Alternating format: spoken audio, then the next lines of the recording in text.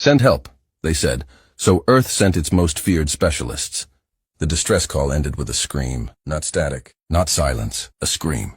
This is Outpost Kepri. Defenses collapsing, unknown hostiles inside the perimeter. Send help! The transmission cut mid-breath. Across the galactic emergency network, the message pulsed like a dying heartbeat. Dozens of nearby civilizations received it. Most did the math. Distance, threat level, probability of survival, and quietly disconnected. Outpost Kepri was a mining world on the edge of mapped space. Isolated, poor, politically insignificant, not worth a fleet. But the signal also reached Earth. Inside the Terran Strategic Response Command, no one spoke for a long moment. Director Helena Voss watched the final seconds of the recording replay in the air above the table. Alien civilians running, defense turrets overrun, shadows moving far too fast in the smoke. Species, she asked. Unknown, an analyst replied. Biotech signatures, adaptive armor. They're bypassing Kepri's security like it doesn't exist. Helena nodded once.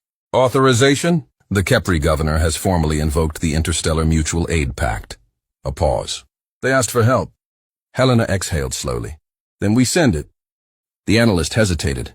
Standard fleet deployment? Helena's eyes hardened. No. She tapped a single icon on the console. Send the specialists. On Kepri, the sky burned green.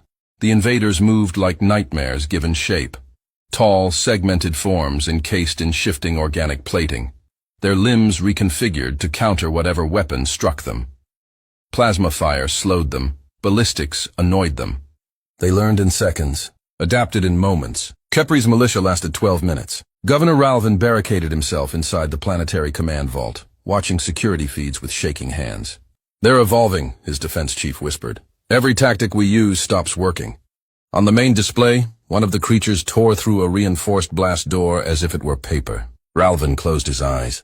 Did anyone answer our call? Before anyone could reply, the sky changed. No Grand Fleet arrival. No armada blotting out the stars. Just 3 small vessels dropping out of faster-than-light travel directly above the capital city. They did not broadcast greetings. They did not request docking clearance. They plunged straight through the atmosphere. Inside the lead craft, Major Soren Kale checked his weapon seals. Across from him sat 5 others.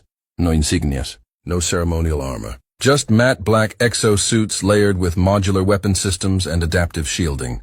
The 9th Terran Irregular Response Unit, known across certain classified channels by a simpler name. The Specialists. Mission parameters, Soren said calmly. Contain and eliminate hostile incursion, one operative replied. Minimize civilian casualties. Recover live specimen if viable.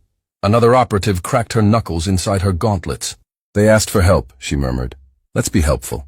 The dropships impacted the city streets hard enough to crater stone. Ramps slammed down. The specialist stepped into chaos. An alien creature lunged instantly, blades forming from its forelimbs. Soren fired once, not plasma, not standard rounds, a compressed gravitic spike. The creature's body folded inward violently, crushed by localized gravity distortion before it could adapt. The other invaders paused. Processing. Reconfiguring. Too slow. The specialists moved as a single organism. One deployed an electromagnetic pulse tuned to disrupt bioelectric signaling. Another launched microdrones that injected corrosive nanites designed to attack rapidly mutating tissue. The creatures began to change, but the humans changed faster. Tissue density increasing, one specialist noted. Switching to thermal shear. A blade of focused heat carved through an advancing monster, cauterizing as it cut, preventing regenerative growth. On the security feeds inside the vault, Governor Ralvin stared in disbelief. They're coordinating. His defense chief shook his head. No, they're anticipating. The creatures attempted to retreat, merging into larger composite forms. A towering mass of chitin and muscle rose above the plaza, shrieking. One specialist stepped forward. Permission? She asked calmly. Soren nodded. She activated the device mounted along her spine. The air warped. A contained antimatter lance, microscopic, precise, punched through the creature's core mass. It did not explode outward. It imploded. The composite horror collapsed into inert sludge. Across the city, the remaining invaders faltered.